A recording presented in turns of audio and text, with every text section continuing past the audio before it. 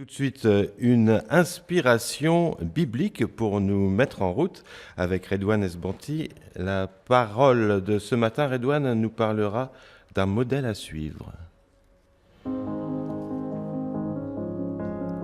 Inspiration biblique. Bonjour Michel, oui, un modèle à suivre. Alors quel type de modèle? Alors le Paul aujourd'hui nous propose dans l'épître aux Éphésiens un modèle. Il dit aux Éphésiens, aux chrétiens d'Éphèse, cherchez à imiter Dieu. Alors vous voyez, Paul n'y va pas par quatre chemins. Et il est d'ailleurs, me semble-t-il, un peu fou de mettre la barre si haut. On n'est pas des héros.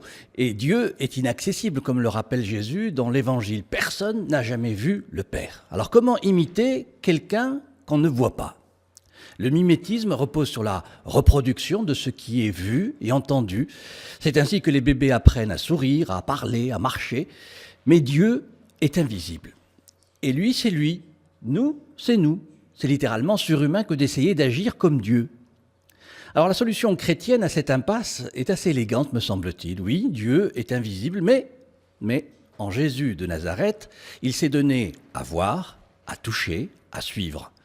Dans les évangiles, nous voyons le Christ incarner dans ses gestes, ses paroles, ses attitudes, l'amour même qu'est Dieu. Il accueille les damnés de la terre, il fréquente les intouchables, il est saisi de compassion, guérit autant qu'il peut les malades.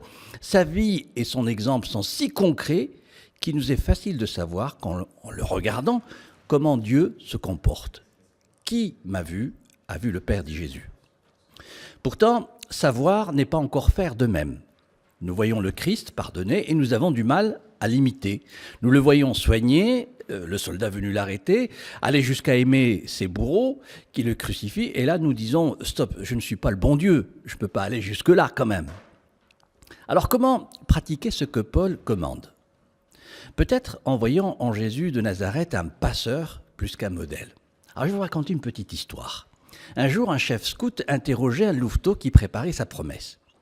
Si je prends un caillou gros comme ça et que je le pose à la surface d'un fleuve, va-t-il couler au fond ou surnager? Et le gamin de répondre, il coulera, bien sûr. Et si je prends 100 grosses pierres, que je les place dans une barque et que je pousse la barque au milieu du fleuve, ces pierres vont-elles couler au fond ou surnager? Elles surnageront et traverseront le fleuve grâce à la barque.